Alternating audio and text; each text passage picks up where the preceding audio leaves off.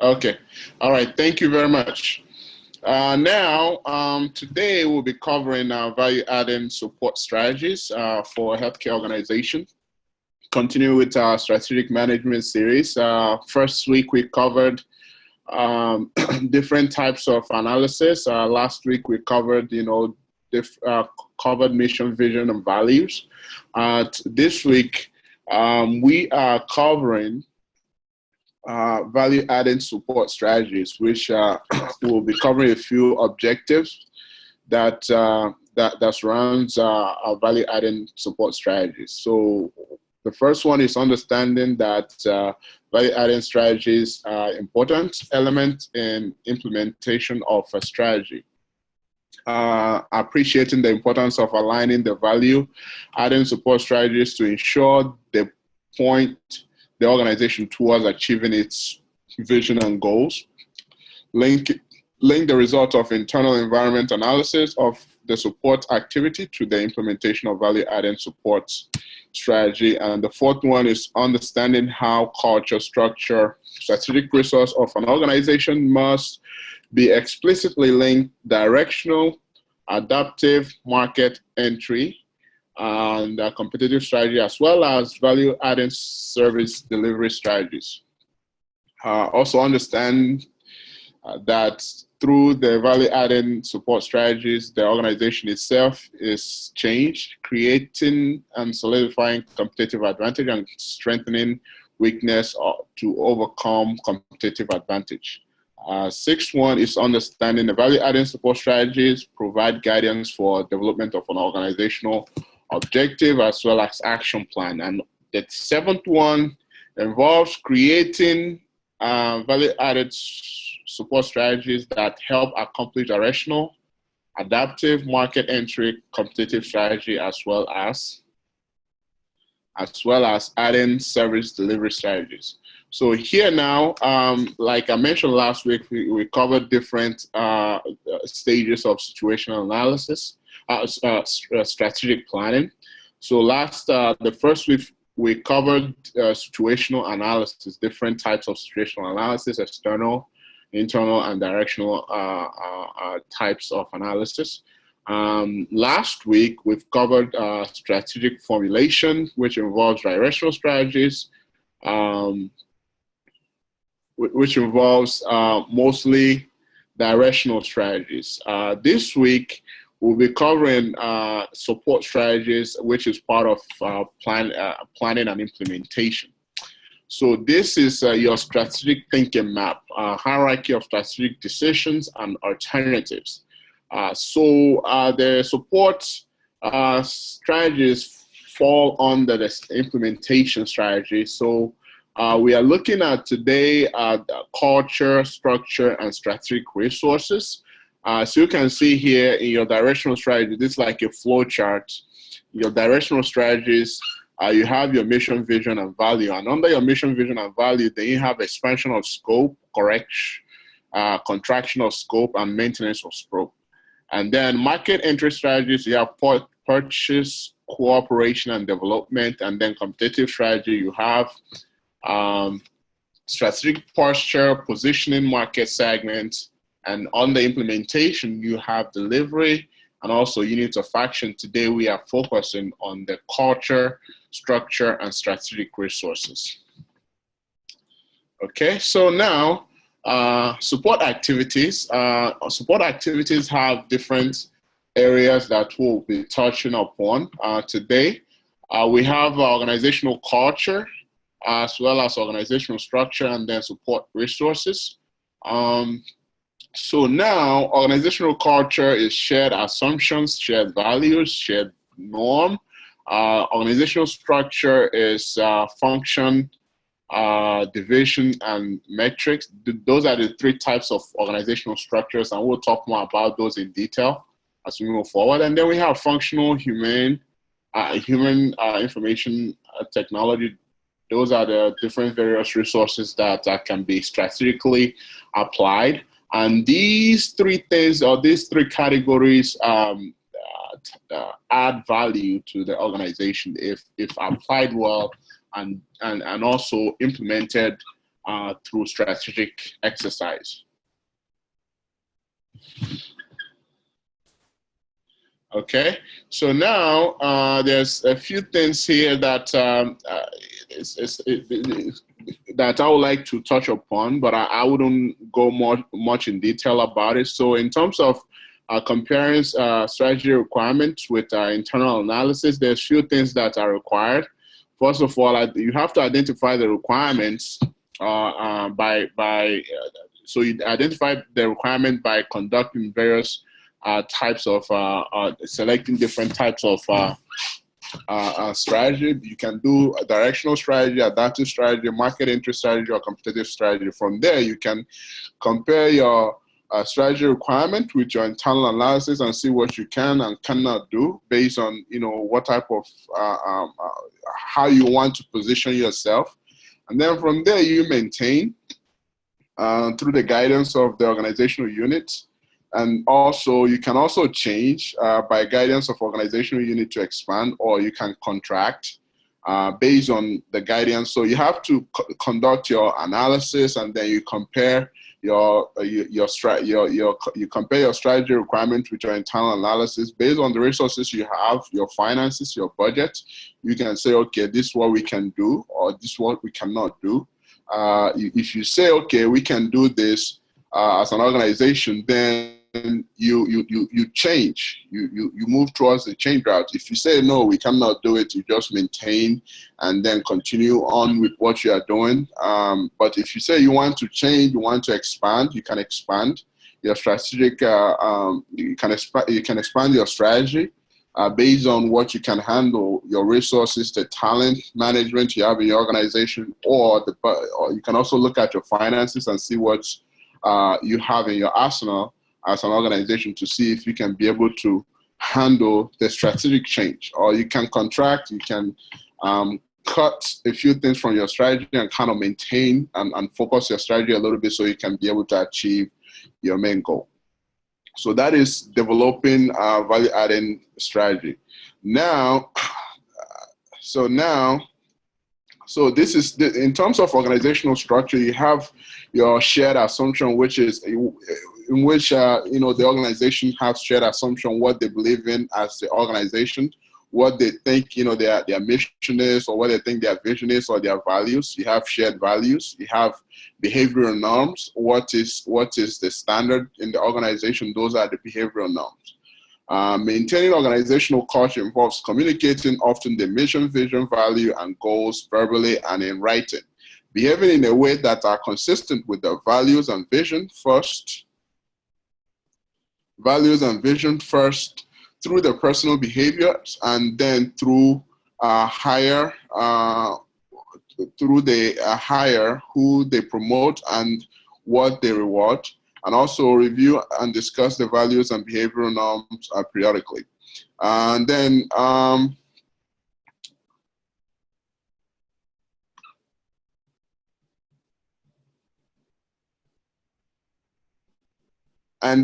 clarifying the mission and vision, and discussing the types of values and behaviors that would best achieve the mission.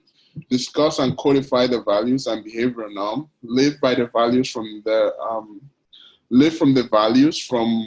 varying behaviors, and also rewarding and discussing the values and behavioral norms periodically.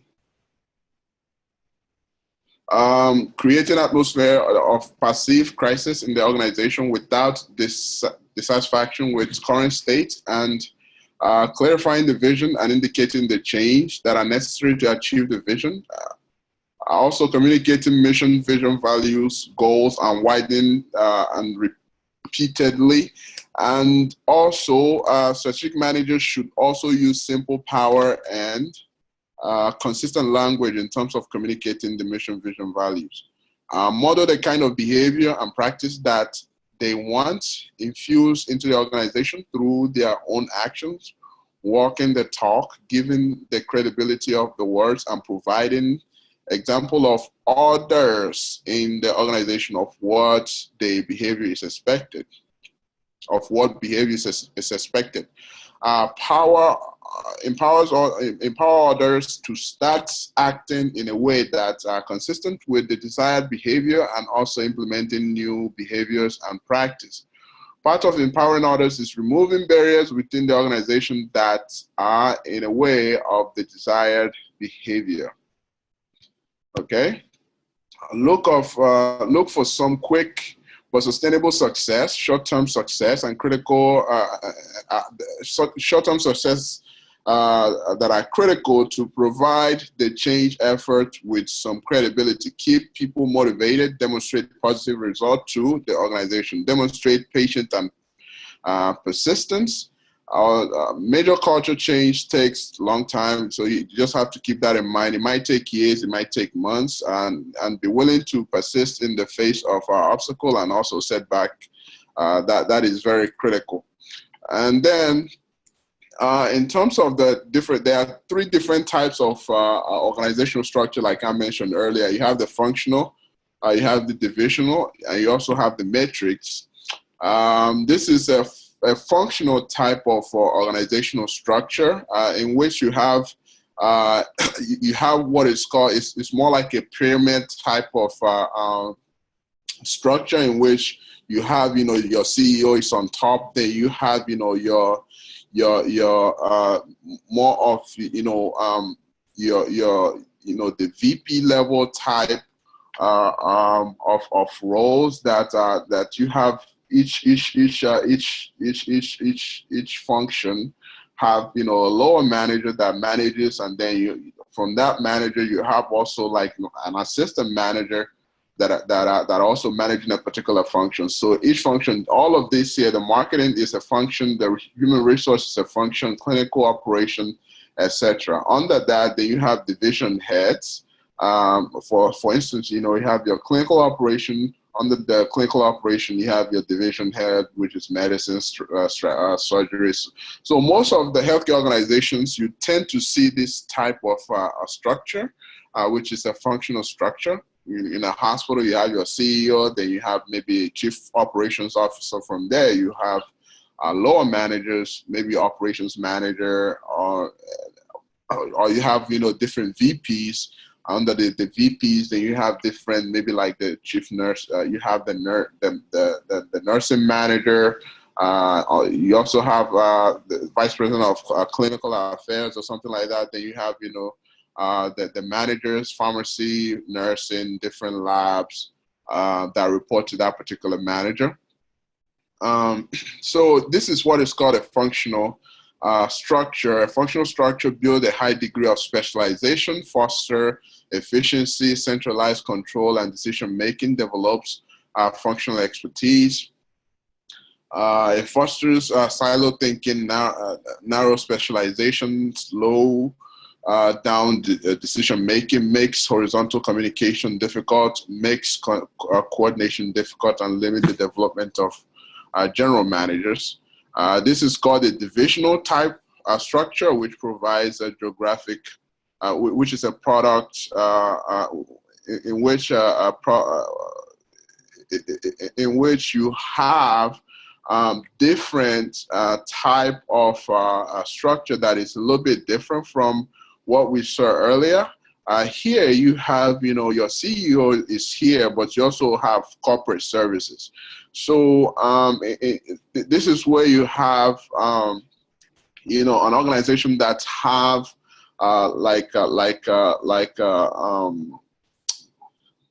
that has a headquarters. So this is much, you have your headquarters, which the business, where the business is taken care of.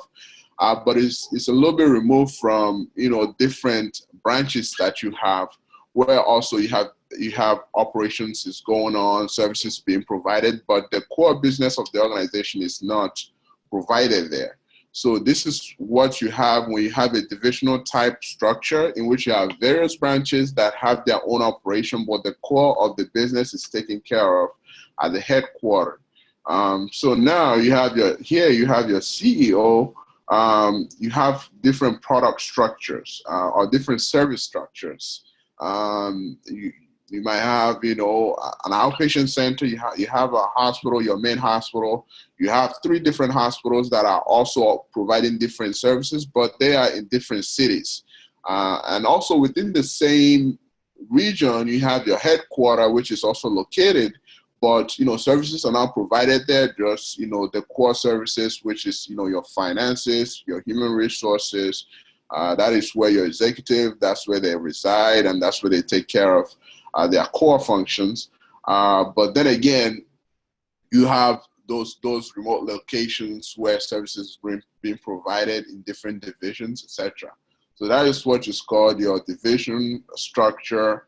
The division structure forces decision making down the organization, allow different strategies among divisions, foster improved local responsiveness, place emphasis on geographic region and product and services, improve functional coordination within the division, identify responsibilities and accountability, and develop general managers.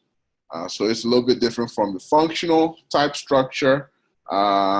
It actually works to improve, or actually it's more on a horizontal plane compared to, like, you know, your functional type structure, which is on a vertical plane. So this actually enables individuals to develop much quicker because they have more responsibilities and they are able to see the entire operation from top to down without having to go through so many chain of command.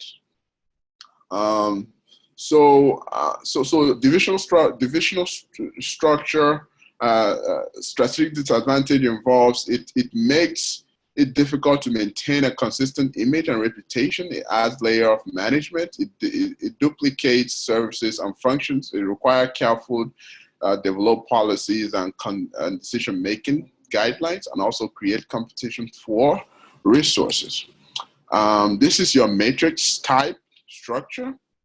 So the matrix type structure, some of the advantages of matrix type structure is that it develops functional expertise, allow for a variety of products and project development. It allows for efficient use of functional expertise and encourage rapid product development and foster creativity and innovation.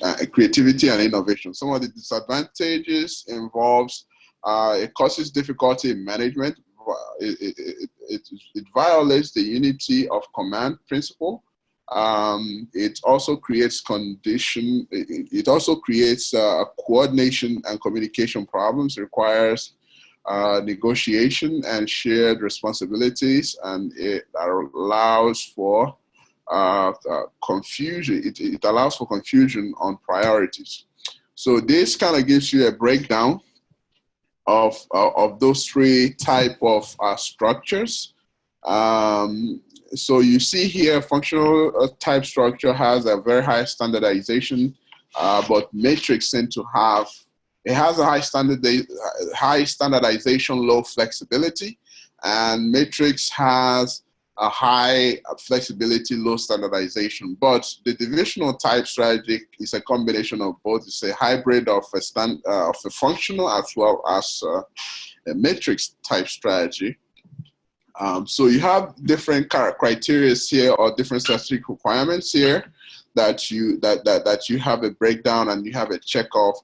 So when you get a chance, you can kind of, you know, review this table and see what requirement kind of fall on the which type of structure.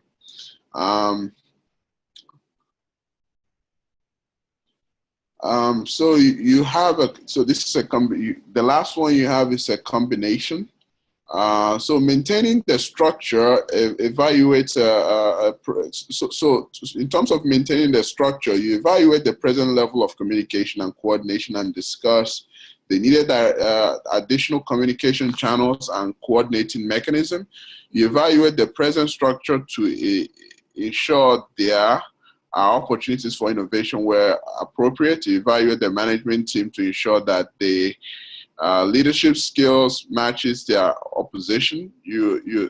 And the inventory, and also inventory the present skill to ensure that they are matched to the structure and also strategy. Changing the structure involves developing flowcharts and total process, including the interface with other value chain activities. Simplify first, eliminate tasks and step where possible, analyzing how to streamline the performance of what remains. Determine the parts which can be automated, usually those that are repetitive as well as time consuming and require little thought or decisions. Consider introducing advanced technologies that can be upgraded to achieve next generation capability and provide a basis for further productivity gain in the future. So it's a lot of a lot in terms of what you should do. When you are changing the structure, you should also weigh in the pros and cons of outsourcing the activity that are non-critical versus the ones that can contribute or that have little or no value to the organizational capability and core competencies, and also compare the advantages and disadvantages of the organizational building blocks regarding standardization and flexibility, and design a structure for performing the activity that remains, then reorganizing the personnel and groups who perform those activities into new structure. Strategic resources that you have in your arsenal involve your financials, your human resources, or also information that you have, as well as the strategic technologies. Maintaining the strategic resources involves, such as your financials, involves evaluating whether the current financial resources are being used efficiently, determining whether the liquidity is appropriate for meeting the ongoing expenses, seeking ways to increase profitability without sacrificing other mission critical factors, assessing the current level of leverage to determine if there is an appropriate level of risk, determining whether asset activities can be improved, assess cash flow management, and consider investment opportunities for idle cash. Human resources involves developing the human capital, training, so developing training programs to maintain current human expertise, as well as capability, developing job market network, as well as developing management succession plans. Information systems involves assessing information system growth needs, developing information system plans for operations and upgrades. Technologies involve making sure that there is a plan for facilities and equipment maintenance, developing a facility and equipment replacement schedule, periodically reviewing the operating procedures, policies, rules in order to keep them lean, reviewing environmental service activities and procedures, evaluating current security procedures, evaluating food service activities, evaluating operations and maintenance procedures. In terms of your financials,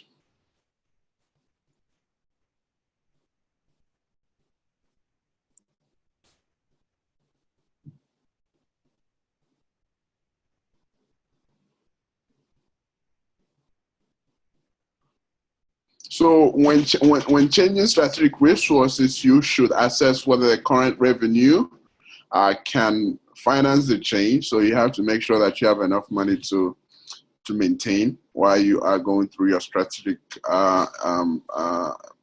strategic transition. You should investigate the opportunities for finance to finance the change through issuance of stocks and infusion of additional equity. You should investigate the opportunity to finance the change through bonds, mortgages, as well as bank loans, also through fundraising and philanthropy. You should in terms of your human resources, you should assess the job market to determine the ability of the individuals possessing the new required skill. You should be able to recruit for new skills. You should also develop training programs to retain individuals with skills no longer needed. For your information system, consider outsourcing needed changes in the information system. Assess the impact of needed changes on current information system. Assess needs of information system in pre-service, point of service, as well as after service. For your technology needs, identify exact specification of needed, a specification of the need for facilities, equipment, and processes. Perform cost analysis on required changes. Develop timelines for changing the technologies. Investigate the financing alternative for the required changes. Investigate any required skills or experience to operate or maintain the new facility or equipment. Specify any required processes or ways of doing things. Also initiate facilities, equipment, and technology management renewal. So now we've gone through a few things here. We've gone through what you should do when you just want to maintain, and what you should do when you want to change. Now we will go through learning through change as well as maintenance strategies, how that affects strategic thinking and planning. So you have these flowcharts here. We've gone through strategic thinking. We've gone through strategic planning. Now we are managing strategic momentum, looking at the managerial action strategy, evaluation, emergent learning, as well as reinitiating strategic thinking. So now we've covered chapter 9.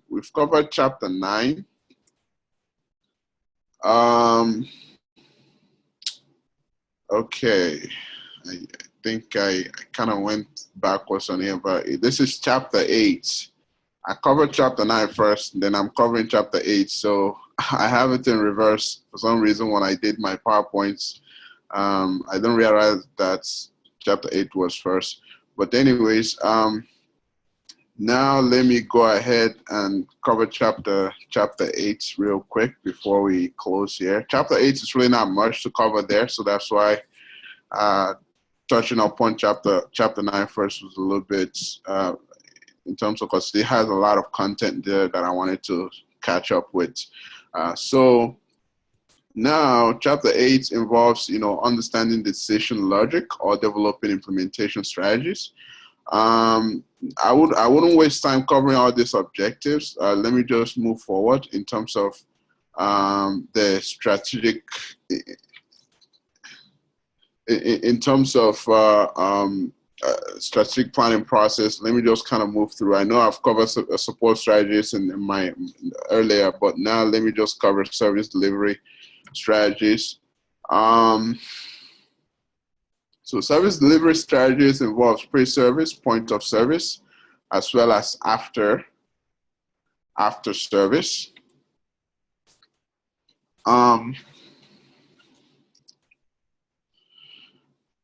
So this is the chart we went through earlier. Now we are covering this. We've covered this earlier in terms of how service deliveries add value to the organization. You have various types of services. You have your pre-service, you have your point of service, and you have your after service. Market research. So pre-service involves market research, targets markets, service offered, branding, pricing, distribution, promotion. Point of service involves clinical operation, quality, process innovation, marketing, and patient satisfaction. After service involves follow-up, clinical, marketing, billing, follow-on, and clinical, as well as marketing. So all these service delivery mechanisms here add value to the organization if done sequentially. You have your pre-service type of activities, you have your point of service type of activities, and you have after service type of activities. All these things here add value to the organization, but they have to be done sequentially. If you are engaging in a new market, you have to, or if you are opening a new service, you have to do a few things. That is your pre-service. While you are providing that service, you also have to do certain things. That is your point of service type of delivery. Then after service, saying thank you, etc. That is, sending thank you note or whatever. That is your after service activities to kind of maintain your service delivery scheme. So yes, in terms of what needs to be done here, in terms of value adding strategies, you have your service delivery point of pre point of service as well as after service. Then you have your support strategies. Then you have your action plans. So internal processes and support activities involves, ways in which things are accomplished in the organization and occur throughout the organization, which should be reviewed. There are current processes and support activities such as your HR, your IT, and making sure they are aligned with your strategies as well. And so in terms of comparing, your strategy requirement with your internal analysis, I covered this earlier. I covered this particular flowchart earlier.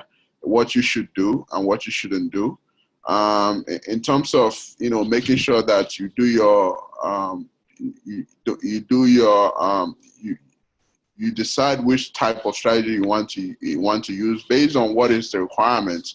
You identify which type of strategy. Then another thing you should do is also look at the result of your internal environmental analysis, which involves your pre-service, point of service, after service, culture, structure, and strategic resource. So your pre, point, and after service, those are also compared to your internal analysis. You compare your strategy requirement to your internal analysis based on the determination of what type of pre-service scheme you have, or what type of point of service scheme you have, and after service scheme you have. You take that, you compare to your strategy requirements, and then you can then determine, hey, whether you want to maintain current status quo, or when you want to expand, or you want to contract your strategic goals. So pre-service activities involves pre-service activities involves maintaining. Pre-service activities involves market and maintaining.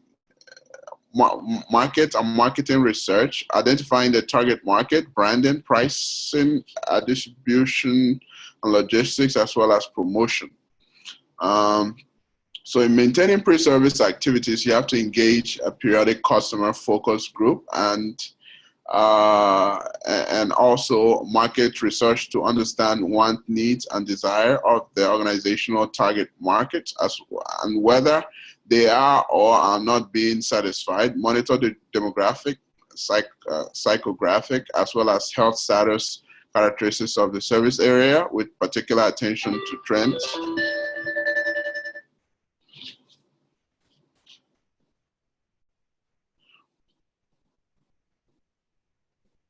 With particular attention to trends.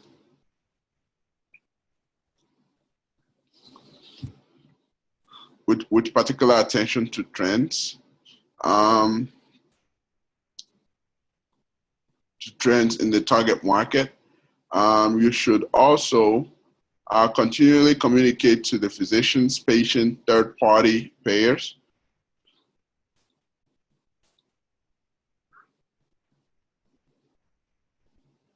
Oh, hi, Catherine. Sorry, that is okay. That is perfectly okay. I realized that was today, but it's okay. So we are just kind of wrapping up here. We are just on we've covered chapter 9 now. We kind of went backwards. We're covering chapter 8 now. But I covered chapter 9 first because there was a lot of things there that I wanted to cover first, and then we are now covering chapter 8. So, but I sent the PowerPoint. I sent the PowerPoint to everyone earlier. So just in case if you weren't able to kind of see the first part of the presentation, you can also catch up looking at the PowerPoints. Okay. All right. So, and then maintaining your pre-service activities involve monitoring promotional effectiveness as well as monitoring customer ease of system entry. So basically, you have to look at different types of ways you engage your customer base. You have to do more research. You have to do a lot of monitoring, and you have to do a lot of research to understand your customer base, what they want, what they need. You have to talk to your physicians, your patient, your third party payers, to know what type of concerns they are receiving from the beneficiaries as well as the consumers. And then you have to monitor how your customers enter the system, whether it's easier for them, or you have to, if it's not easier, then you have to improve on the logistics. You have to, in terms of, you also have to change the service attribute to better match the expectation of the target market. You have to train your employees to be to better provide the new services. You have to redefine the target market to match the changing demographic, psychographic, and health status characteristics in the area. You have to provide price discounts or price classes among members of the target market.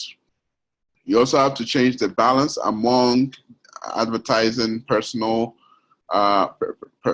selling, as well as direct marketing. You have to brand individual products as opposed to the organization as named, the organization name as the brand. You have to redesign parking lots, etc., walkways, signage, and also reception. So these are some of the things you have to do just to kind of, boost the brand, as well as, reshape the brand in order to attract.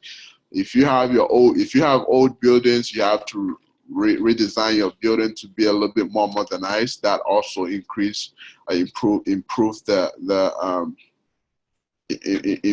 the branding.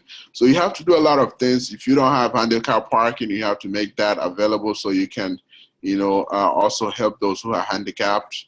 So a lot of things you have to do in terms of changing your pre-service activities, making sure that you bring people into the door. Whether it's your marketing strategy, whether it's, have people being able to access. If most of your customer base require service or transportation, you have to try to make that available, maybe by giving them discount or by offering bus service or something like that, just to kind of bring them to the door. So point of service and activities involve your clinical operation, mass customization, quality of operation, clinical process innovation, and also marketing.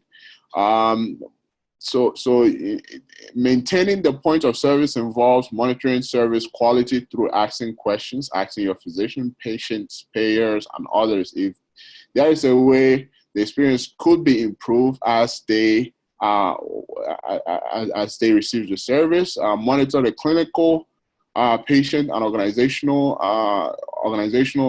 such as financial outcomes. Also institute quality programs in key service areas.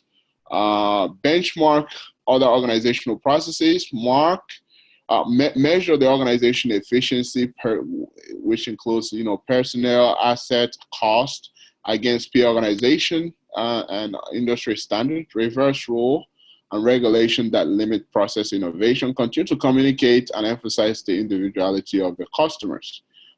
Changing point of service involves instituting a CPI program for service delivery, re-engineering critical service delivery activities, providing quality enhancement training for service delivery personnel, institute a cost-cutting program, provide incentive for efficiency suggestions, reduce dramatically rules and regulations that limit innovation, and provide savings on revenue sharing with employees, or revenue sharing with employees to encourage innovations. And also changing point of service activity also involves, to change marketing points of service activities. Strategic managers these are some of the things that strategic managers should do as well. They should target the underserved customers, increase market penetration activities, serve new market with existing product, offer new product for current customers, and improve differentiation among service offered. After service activities involves follow-up, billing, and follow-on. Maintaining after-service activities involve emphasizing and training employees on phone and email communication and etiquettes, emphasizing patient satisfaction, improve the readability of billing statements, stress importance of correct billing statements, and ensure the accuracy, develop relationship in the referral network to facilitate follow-on activities. Changing after service activities, you have to do a few things such as make follow-up an explicit part of patient care, whether it's acting your physician or acting your nurses or your receptionist. So give patients calls afterwards, after they are discharged, maybe like a month or a couple of weeks after they're discharged, to see how they are doing now. Or sending them greeting cards, to remind them, when their next appointment will be. Keeping a log of patient follow-up as part of the patient customer records. Training employees on telephone and email communication and etiquettes, and emphasizing customer satisfaction at staff meeting. Redesigning billing statements with assistance to a variety of stakeholders, including patients, including definition of complicated medical terms in the statements. Inform customers about billing procedures, clear confusion about billing changes, and which charges are to be paid by the insurance. Continue to improve relations with their payer. Develop more and better relationship with referral organization. Develop a list of options for referral patients. Explaining the characteristics and pricing of each. So yes, we've covered quite a few things today. We've covered different types of delivery strategies. We've covered support strategies. We also covered action plans for adding value to healthcare organizations. So that is all I have for today. I know maybe I went over a little bit on time, but I have a few more minutes to give back to you so you can be able to ask questions if there's any. So feel free to ask questions with regards to what I presented today or with regards to your assignments. I'll be happy to answer those questions with the remaining time we have.